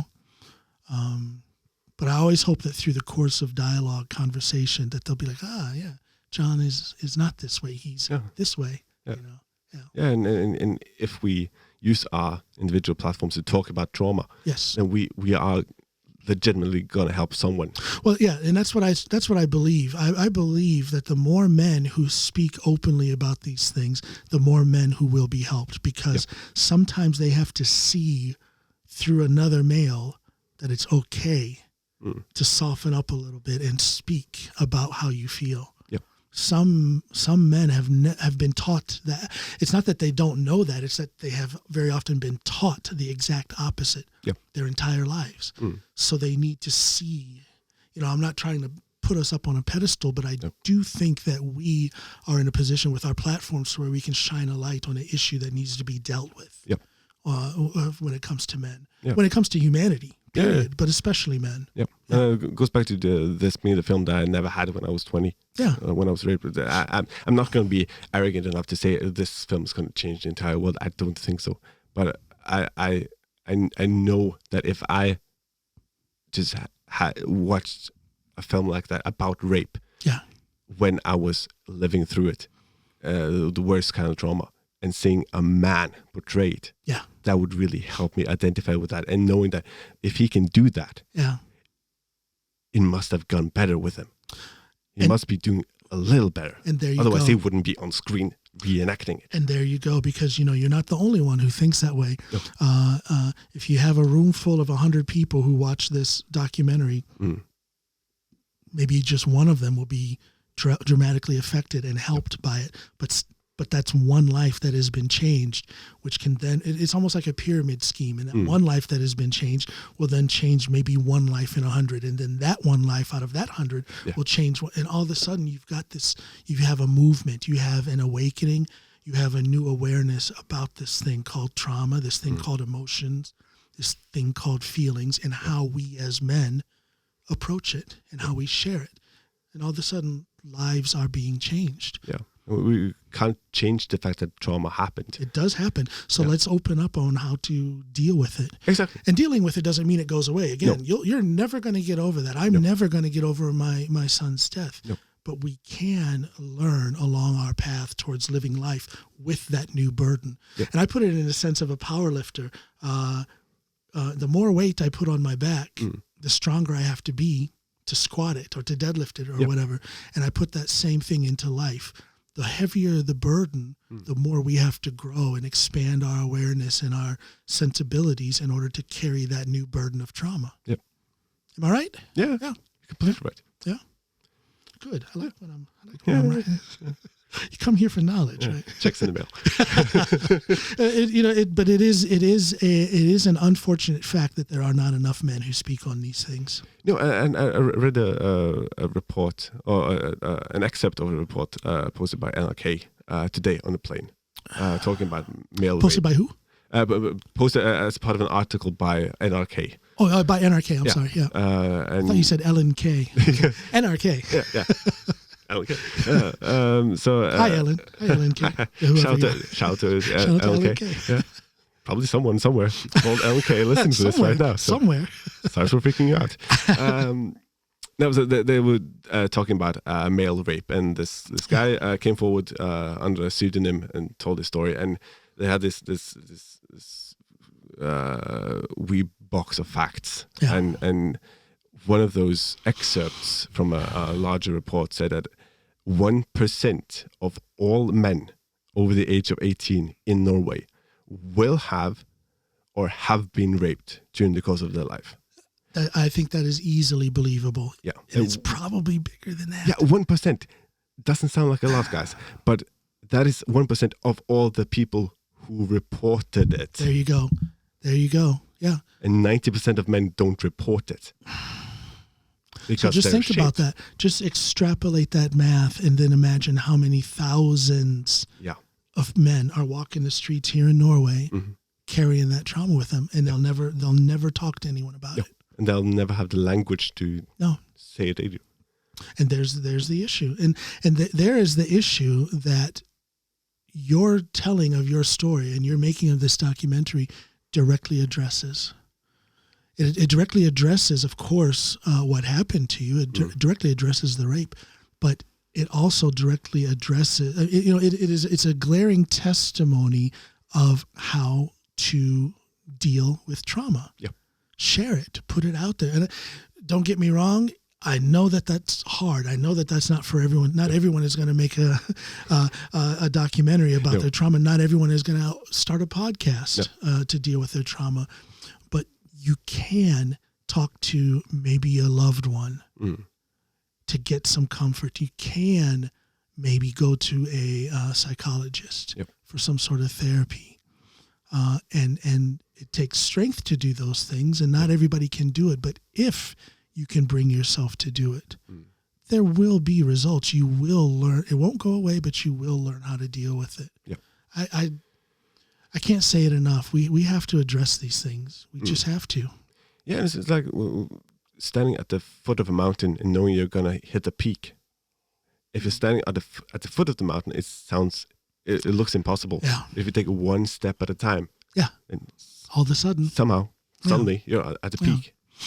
Do you have any thoughts about, again, there's so many different ways of dealing with trauma. Do you have any thoughts about therapy through a psychologist or psychiatrist? Do you have any experience with that or any thoughts about that? Because again, it's not for everyone. Not everyone can. Some people, sometimes it's not appropriate to deal with the trauma that directly to where you're actually in a series of therapeutic sessions. That's not for everybody. What do you think? Well, I have some experience with psychologists, but that's mostly from before all this happened. It's mainly treating anxiety and depression and misdiagnosed autism, I think. Yeah. But after it happened, I got in touch with a support center in Tromsø called SMISO, Support Center Against Incest and Sexual Assault, directly translated. And they are men and women who all been affected in some way. I'm not going to out anyone, but they know what they're talking about. Yeah. And it's all confidential, and no one's going to report anything to the police. If you don't want to, you have to do it yourself. They'll be along there with you, but you have to do it yourself. Yeah. You can just come there willy-nilly when you want or when you need to, and have someone there to talk to who knows exactly what you're going through. What a great offer. What a great social program right there. And that literally, I'm not exaggerating, that saved my life. Yeah. I wouldn't be here today if it wasn't for those guys and gals. You were that bad off to where I lost I didn't know who I was anymore. Yeah. So I was just thinking of just ending it. I understand that. I do. I'm glad I didn't, but oh yeah. Yeah. No, but I totally understand that. You know, these things happen to us. Yep. These things, it's not like we have experience in it, so we don't know how to deal with it. No. And if you're already depressed and then something like this happens, it certainly doesn't make you less depressed. It's going to do wonders for your mental health. Wow. But I'm not going to poo-poo on psychology. I really recommend it. Just haven't gotten around to it yet. Well, and again, it's not for everyone. There's a lot of examples out there where, for example, with PTSD, I could tell you about that. Yeah. With PTSD, sometimes the worst thing you can do is start digging into it to find the source of it. Yeah. Sometimes that is not a good thing. No, because then you're re-traumatizing yourself. Exactly. So, you know, everybody's different, but trauma is trauma. Yeah. regardless of the source of that trauma, the effects of trauma tend to be fairly universal. The propensity for depression and anxiety heightened after trauma. Yep. So again, if you already suffer from these two things before the trauma, well, I'm glad you're here, man. I'm glad you managed to climb, if not all the way out of this, at least climb up to where you're breathing, you know, and you're looking around. I'm at base camp at least. You're at base camp now, so not quite at the peak, but at base camp. Yep. I'm getting there. I'm taking my time, but I'm getting there. Did you find during the process of maybe writing the script or during the whole documentary process, did you find that for at least a while during that process that you felt a little worse, that things were a little bit heavier, that there was some difficulty in putting together this story? Yeah. I'm not going to spoil the entire film, but there's this one scene at the beginning where I'm standing topless, and I had people writing graffiti on my body and writing obscene stuff. Yeah. Just writing things that I've been told from him or what I've told myself through the years. And that was the first scene we shot. Yeah. And the 3 extras I mentioned, they'd never been in a film before. So not having to, but I want to make them feel at ease while I'm trying to concentrate on what I'm about to do. Yeah. Then I think I just blacked out, and I didn't notice that we were done shooting until one of the gals came up to me and asked me if I was doing okay. Oh, okay. I see. Yeah. I see. Yeah. I'm here. Good. Okay. Good job. Well, it's kind of like what I was talking about PTSD. When you start getting therapy, trying to find the source of it, you're kind of reopening that thing. And this was a reopening of sorts, I would imagine, during your documentary process. Yeah, I thought I was ready for all of it. And in a way, I kind of am. You maybe rediscovered a little vulnerability? Yeah, I discovered sides of myself that I just thought I'd forgotten, or I thought I was part of my past life. Yeah. But just standing there in the freezing cold in northern Norway in August. You filmed it in the city, in Tromsø? Yeah. In August, end of August. It's not warm yet. No. Oh, I'm sorry. It's still. It's not warm still. General. It's the beginning. It's the beginning of the cold winter winds in August up there. Yeah. 11 o'clock in the morning. No one around. It was cold, and just trying to free my mind and just focus on the moment and not make it about me, but to make it about a general event which I'm portraying in the film. Yeah. But then letting my mind work its own magic and just reliving what little I can remember from that evening, and that just completely broke me. Wow. Did you have a good support system around you? Did you have friends to kind of debrief after filming sessions or during the script writing process? Did you have anybody you could, who was there for you? Well, the funny thing is, doing this film showed me how many people I actually have in my life that actually genuinely care about me. So I had this one guy. Isn't that a beautiful thing? Yeah. To realize that. Yeah. That is one guy, Jamie. He's a brilliant photographer. I asked him to come and do some behind the scenes shots and perhaps something for the poster. We're going to promote the film. And I couldn't pay him. It was on a Sunday. His newborn kid was sleeping, so I didn't expect him to come. But he drove up and he did what he had to do quickly, but professionally, and he took really care of me, really, really great care of me. And we chatted for 15 minutes afterwards. Yeah, great Scotsman. I love the guy. Just sitting on the park bench, just chatting about anything else in the film. Yeah. And when you finally have your premiere, we'll have a shot of whiskey. So, yes, I finally have something to look forward to. Yeah. And my mom, God bless her, she doesn't want to see the film, which I totally get. But she supported me all the way, and she's my biggest cheerleader. And my dad, I love it. My dad, we had our ups and downs through my life. I'm sure I can attest to that. But he's always been there. He's always had my back. And even the few times I met the guy in Tromsø, and I pointed him out. My dad is scary when he's angry. Oh my Yeah. God! I never want to piss him off. So he's never done anything, but he knows he's one of the few people who actually knows who the guy is. Okay. So they've always been. And my grandparents, God bless his soul, they both died in January. I'm sorry. They were really all the way. They would hold the world still just That to support from good family it's golden. Yeah, because not everybody has that. So No. when you do have that, when that is in place, it makes a huge difference. Yeah, and I people on Facebook message me. People I haven't spoken to for 10 years, or people who I don't know but just look up to, without outing them specifically, just message me going, I'm so glad you're doing this, and I'm so proud of you, and you're so strong. And I don't really feel strong myself, but just having that come from people I really look up to, that it makes a difference. And it goes to show that I'm doing something that's worth all the. Yeah, you get that affirmation that you're doing something that means something. Yeah, and I'm not doing something on Pokemon or the Teletubbies or something fleeting that just goes away tomorrow. And I'm not going to be famous on TikTok. I'm not doing something trivial. I'm doing something that really matters to me, and just seeing that even before anyone has ever seen the film. Yeah, just seeing that it really. Well, nobody has seen it, but the idea that you've done it. Yeah.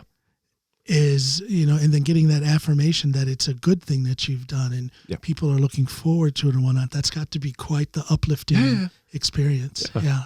It shows that I'm on the right path. If you're on the right else. path. Yeah.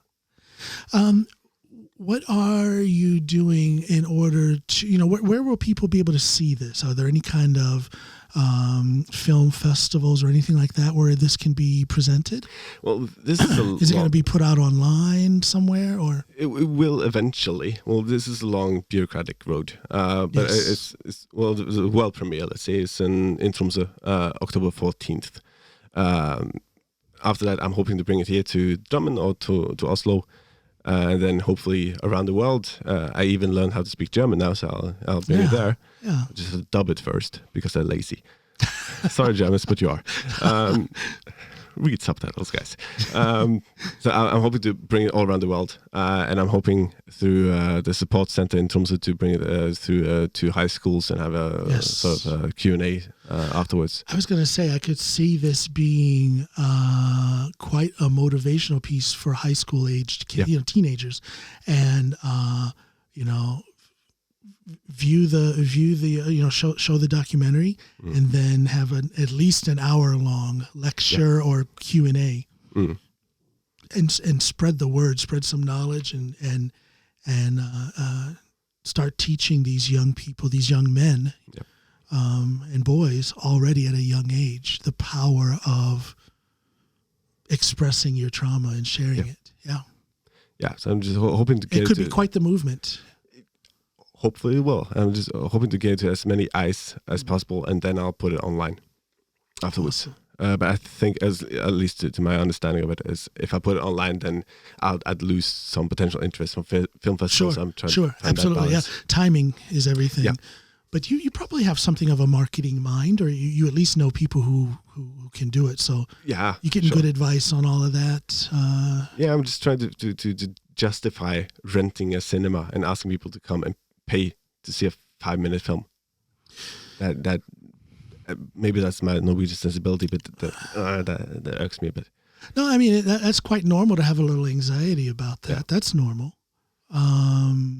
But don't let what would be very Norwegian of you is to let that anxiety stop you from doing what needs to be done to get your product out there, to get your art out there.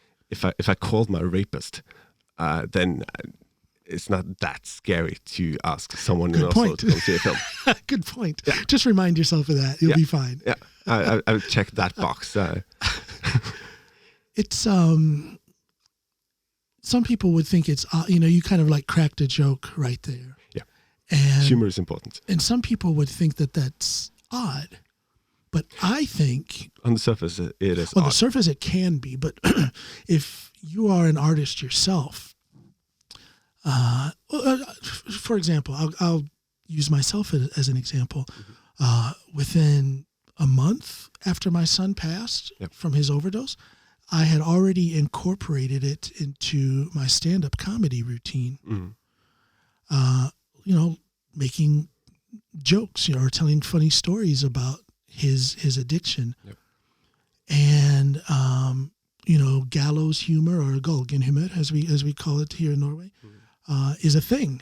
I think that it's laughing at our misfortunes is a way of dealing with those misfortunes. Am I right? Yeah, you're completely right. And this is going to be a very weird example, but we like weird examples. That's what we do here. If you've seen Harry Potter, there's one scene in one of the films. I'm sorry, I can't remember which. My mind is a bit hazy. But there's one scene where the pupils are faced with their worst fear, and the only way to defeat that fear is to laugh at it and make it funny. So this one really scary teacher comes out, and the student goes casts a spell, and suddenly the teacher is standing there in dressed as his grandmother, and that's objectively funny. So you're making fun of something that scares you, and you're using that as a strength to strengthen yourself. So that's why I'm making fun of myself, and I also feel being. Might be an asshole for saying this, but I feel I'm allowed to make fun of it. No one else. No, I wouldn't even come close to thinking you're an asshole for saying that. It's yours to own. Yeah. And again, there's no certified plan or path on how to deal with things. No. We all find our own way in which we can, make these things livable. Because that's what we do with trauma. We have to make it livable. We've got to continue living. And how we do that is a very individual thing. And putting humor in odd places within that I think is quite normal. I think it happens a lot. Yeah. I don't know so much about how it is here in Norway with stand-up comedians and what they've gone through, but I do know that a lot of the top stand-up comedians in America have horrible stories about their childhood and their adulthood, and their way of dealing with that is their comedy. Yep. So nobody can tell us how to deal with these things. No, and that's one of the major themes I try to explore in this film is that you personally are dealing with a big trauma that is affecting your entire life. Yeah. But for everyone else, it's just a Tuesday. Life goes on. Yeah. Perspective. Yeah. So we can't get arrogant in our. Unfortunately, a lot of people love being a victim. Yeah. I'm not a victim. I'm a survivor. Say it again. I'm not a victim. I'm a survivor. There you go. Yeah. But unfortunately, and again, it's a very individual thing. Some people wrap themselves up in the victimhood. Oh, I have done. I'm not doing that anymore. Well, and again, there's phases there's phases to mourning. There's phases to the effects of trauma. It's going to go up and it's going to go down. Yep. But having a conscious effort to try not to wrap oneself up in the comfort of being a victim, because now you're kind of, as we would say in Norwegian, du er på stedet hvil. Yep. You're not going anywhere. You're the victim, and that's that. You're not living through it. You're not living. Your life has stopped in that traumatic moment. Yeah, and people take care of you and feel sorry for you, and there's a time for that. Yeah, and it feels great. It's amazing. It's better than sex sometimes. Sometimes. Depends on the sex. Talk to my... yeah, there you go. Yeah. Depends on the sex. I was going to say, I'm going to talk to my wife about that. but you're just stuck in your own bubble of self-pity. And people go, oh, you're so strong. You're so brave. And nothing's going to come from that. Yeah. Yeah. Well, it's really scary. But you have to make that first step yourself. And then people are ready to catch you if you fall. Yes. But you have to be willing to fall. Well, yeah, we have to be willing to fall, but and I don't want people to take these last couple minutes of conversation as us victim shaming. No, absolutely not. Because again, there are phases to it, and there, I was in the phase after losing my son where I'm, poor me, and I made it more about me than about him having his addiction and things like that. So there are phases to this thing, but to externalize it a little bit, I want to say this, that people also need to learn how to comfort a person who is suffering. Yep. Some people are just hands off and they don't know how to do that. Yep. So you will see a person who has been victimized, legitimately so, who all of a sudden looks around them and there's nobody there to comfort them because people are afraid. They don't know how to comfort someone. Yeah. So they walk away, or they turn their back, or they close their eyes. So there's a balance there, we need that comfort, because we are a victim, technically speaking. So we do need that to be acknowledged by those around us. We kind of need that. It gives us a sense of belonging and a sense of community to know that people care. We want to know that people care. So there should be a school of comfort. Let's call it the school of comfort. How do you comfort someone? I'd attend that school. I think I would too. Yeah. I bet you could give a lecture there. I could be a guest speaker sometimes. But you know what I'm saying? Did you? And I'll just ask you, in the process of your grieving, you internalize it. You didn't tell anybody for a long time, but eventually you told someone, and then maybe you told another person, and so on. Was there ever any time in that process of vocalizing what you had been through where someone reacted in a way that made you feel less than comforted? Yes. Yeah. I'm not going to say the name. No names. But there was this one guy who I told many, many years ago on one of our drunken evenings on the town. And the first thing, he looked at me like I was falling down from the moon for a couple of minutes. The first thing he asked me was, had you been drinking? Oh. Had you been flirting with the guy? What are you wearing? Oh, not good. No. Not good. No. That's so stereotypical, but yes. it really is. Well, unfortunately, you'll have police, law enforcement people who are interviewing a rape victim who will ask questions like that. Yeah. Unfortunately, that happens. Yep. I saw it with my own eyes. That happens. Oof. Yeah. So I the school of comfort. Let's just start that school and start taking in students. Comfort 101. Listen before you speak. I'm sure we can organize a scholarship fund and everything. Oh, yeah, sure. We're in Norway. Everything is free. Education is free. Oh, man. Yeah. No, but I cut him out of my life. But that was a weird wake up call of just going. Yeah. Some people just don't get it. Some people just don't get it. Yeah. And again, not everyone knows how to comfort.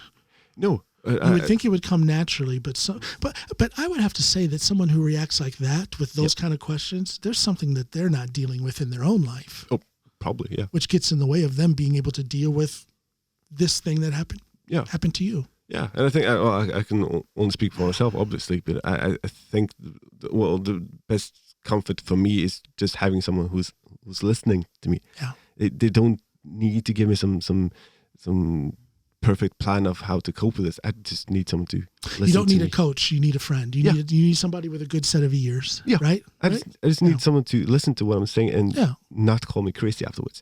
Yeah, and that's it. I don't need anything to come out of that. I just need someone to shut up for 5 minutes and let me talk. Yeah. Interesting. And well, that's the best way of comfort for me. Instead of just trying to figure out, okay, how am I going to grasp this big ball of black energy? So just finding some clever. The best questions. energy is black energy. I'm here to tell you. I'll take your word for it. Salvirani. Let's figure out once we turn the recording off. I almost ruined my mixer there with a mouthful of water. I have another roadcaster at home. I'll get you one.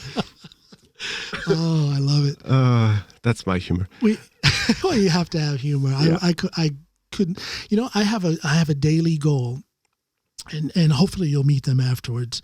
But I have a daily goal to make my wife and our 2 kids laugh at least once every day. Yep.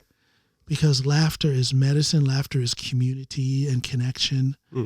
Laughter is medicine. It's been proven. It does something with us, internally, much positive physiological output when we laugh. You have to have humor. Yeah. You just have to. Yeah.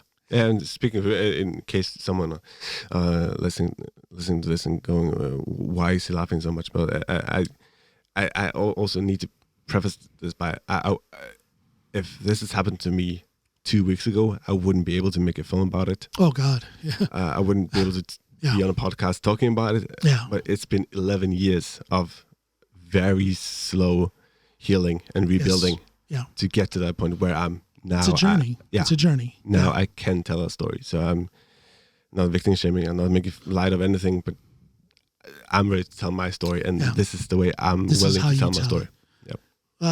God love you for it, man, because again, we need more people talking about these things. And the amount of strength it takes to talk about this. Do you feel strong? You should. I feel tired. Well, yeah, I get that. Yeah. Is this the first time you've spoken on a program of any sort about this? I spoke to a local journalist in Tromsø when I was 23 because it was a huge war of words going on in the media about different kinds of rape, apparently. Oh, I see. And I strongly disagree. I think rape is rape. And period. Yeah. It's like you kill someone, they keep on living. So just call it rape. So I figured I should just put my 2 cents into it, going, hey, writing on Facebook, hey, I'm Mats Jangås, I've been raped. Yeah. And then I was interviewed by a local journalist. But it's the first time I've told the complete story. And this is actually the first time I've been a guest on a podcast. So, well, welcome to my show and congratulations. Yeah, thank you. How's the coffee, by the way? Oh, it's great. Yeah. Better than mine. No, it's strong and black. There you go. That's something. My wife loves her coffee like she likes her man, strong and black. Oh yeah. We actually say that in front of people if we have guests, and to try tease them a little bit. We say little things like that. And some people don't know exactly. Am I allowed to laugh? It was funny, but am I allowed to laugh? If it's funny, you're gonna laugh. There you go. Yeah. There you go. No, but so to come on a program like this and expose your inner you the way you are is a feat of strength. And I want you to know that. I know you're a very humble guy, but I hope you also remind yourself daily that you are a special kind of person who has made a documentary about something so tragic. Yep. And in the doing of that, you're turning that tragedy into something that could possibly be medicine for others, but it's definitely medicine for you. Oh, absolutely. Yeah. And remind yourself of that daily, my friend. Yep. Do that. I will. And just to be fair, I'm not here to blow smoke up your ass, but I wouldn't be telling the story on a podcast if it wasn't you. I trust you to tell my stories. That's why I'm here. Well, thank you. That's very touching that you say that. But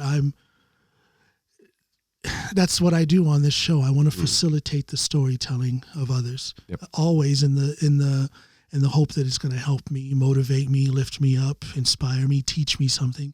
And then secondary, I hope that it does the same thing for my viewers and listeners. So that's why I asked you to come on and do this, man, because I believe that it has done those things for me, and I believe it will do all those things for anybody who's listening. So thank you so much for doing this. Well, thank you. I'm glad to be here. As we, it's good to have you here. I still can't believe you got on a plane and came here. I love it, man. Thank you for that. Well, if I'm going to tell this story, I wanted to do it in person, not through Zoom. Well, and it's so much better. For me, it's so much better to have the person here. It's just a totally different vibe. I think it comes across. Oh, yeah. It's a dog somewhere. I think it comes across better on film and audio when my guest is here. It's just a different vibe, man. Yep. It's a different flow. As we wind this down, we've been talking almost 2 hours, 1 hour and 55 minutes. Right. Okay. As we wind this down, I'm going to ask you to do 2 things for me. Uh-oh. Yeah. I'm gonna say two words, and I want you to fill in the sentence. Yep. Three words. I'm sorry. And I want you to fill in the rest of the sentence. Just one sentence. Okay. Okay. Can you do that for me? I can do that for you. Okay. Here we go. Mats Lasse is A broken toy that's slowly getting mended. a broken toy that's slowly getting mended. I worked on this on the plane today. Oh, you knew this was coming. I've done my research. You see, what is this research you keep talking about, man? Gotcha. It's but that's a good sentence. Thank you. I think it fits you. Yeah, I think so too. The second thing that I'd like to ask you to do for me, again, the inspiration, the motivation, the uplifting, you already do that for me. And again, I think you can do that for just about everybody who's watching in one form or another. Can you say something, a few sentences, a paragraph, say something that the viewers and listeners can take with them as they march through this tragic but beautiful thing we call day-to-day life? Can you inspire and motivate them, please? I know you can. Trying to be profound. I should have like a beautiful orchestral thing with violins slowly crescendo. I'm sweating here. Life is what happens when you're constantly making mistakes, and don't blame other people's failures on your life. Don't let anyone else's decisions affect the course of your life. Be close to your friends and family and trust their intuition and their opinions. But never let anyone decide who you are. I've done that for 11 years and it didn't work. Interesting. You let that happen for 11 years and it didn't work. Yep. And actually 11 years is kind of short because a lot of people live their entire lives like that. Yep. Why? Because very often it's because they don't hear people say what you just now said. Yep. Mats Lasse, you're not just another guy on a Zoom call or on Facebook anymore. No. Now I call you friend, I call you brother. If my wife is awake after her night shift, you're going to meet her in a minute, and I'm looking forward to introducing you to my family. What are you doing for the rest of the day? You have some friends in the area you're going to visit, and you got a plane to catch later. Yeah,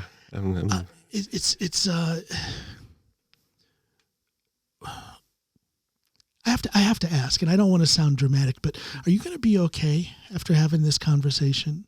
I'm going to be better than I was before I got here. Yeah.